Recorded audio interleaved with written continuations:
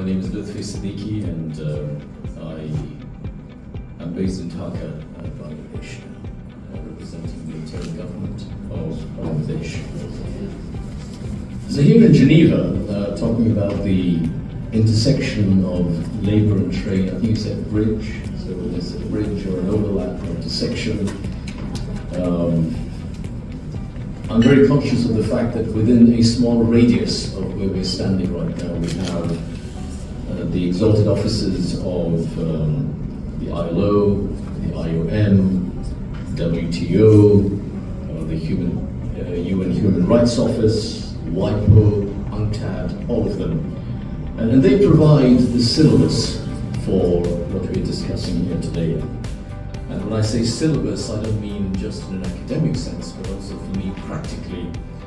In the day-to-day, they provide guideposts, they provide frameworks, instruments of governance, and they really make an impact in socioeconomic upliftment in countries like mine. And so I really want to start by acknowledging their contribution.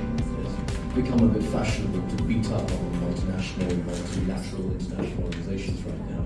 So I want to put on record my gratitude to the work they do, and let's give them a round of applause.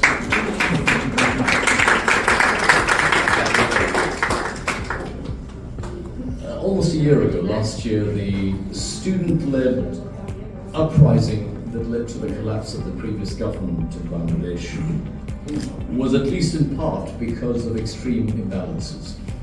Imbalances in economic opportunities, in labor-employer relations, in the distribution of the spoils of trade.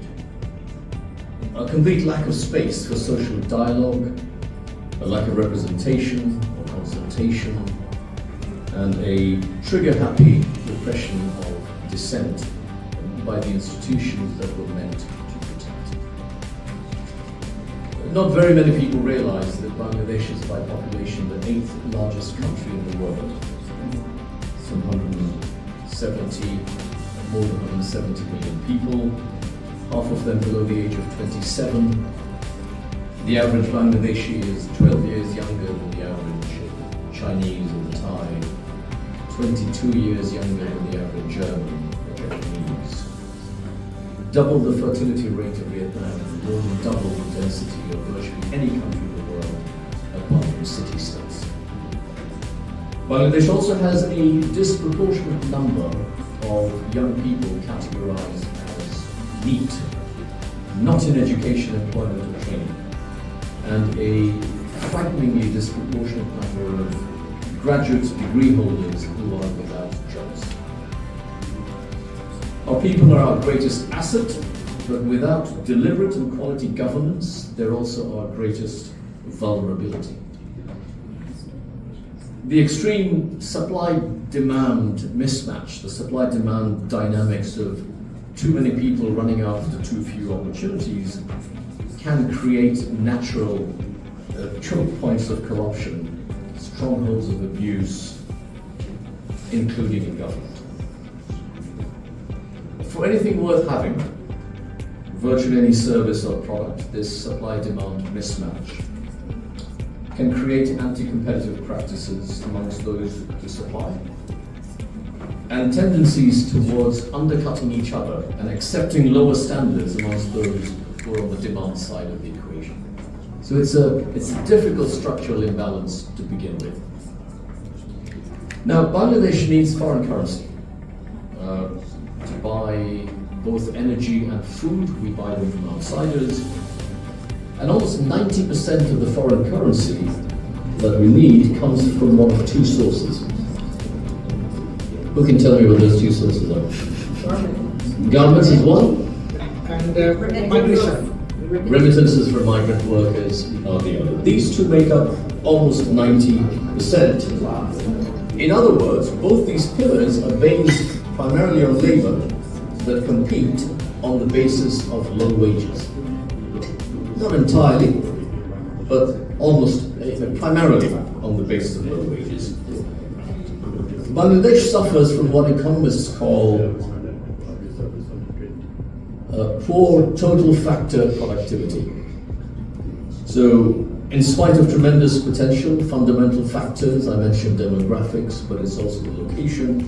It should give us tremendous potential, but poor governance, poor infrastructure, poor education, training have put the burden of competitiveness, since we're here talking about trade, the burden of trade competitiveness mostly falls on the shoulders of relatively low-skilled labor, who accept relatively lower wages compared to those in Vietnam, for example.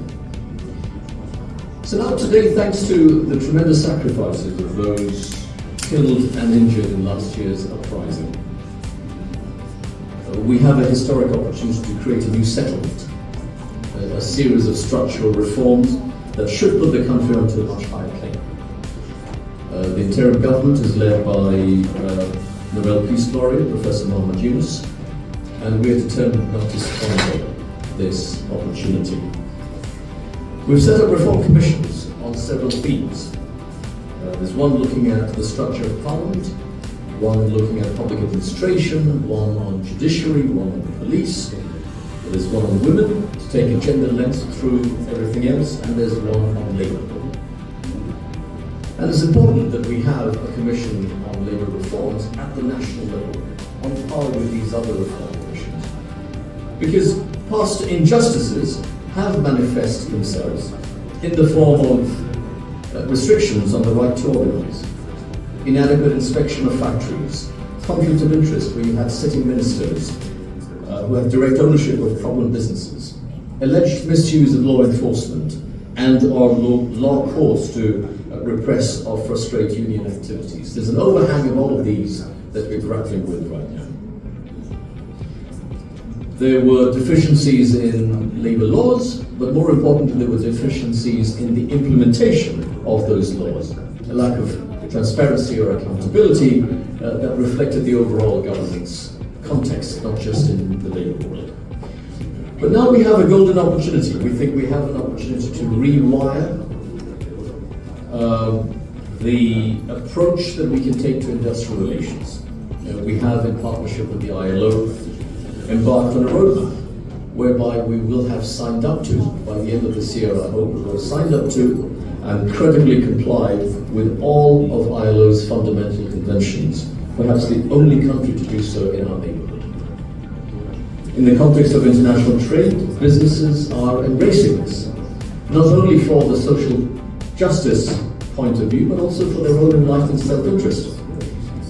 Many of our target markets that we want to sell to, they view inadequate labour rights as non-tariff barriers and would either remove preferential access to their markets or erect new tariff barriers if we don't demonstrate quick improvement. On this particular issue, there seems to be a rare consensus on the left and right of the political spectrum in the West.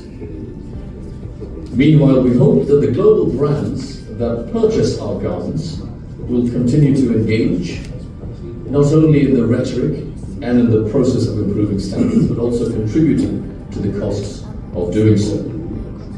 To put it simply, they need to pay more for their t-shirts. And we need to make sure that their words in Davos and actions in Dhaka are consistent with each other. Sometimes they're not. So to conclude, ladies and gentlemen, understatement to say that the world is in a bit of a vortex of disruptions and change, uncertainties taking place all at the same time right now, whether it's politics, geopolitics, technology.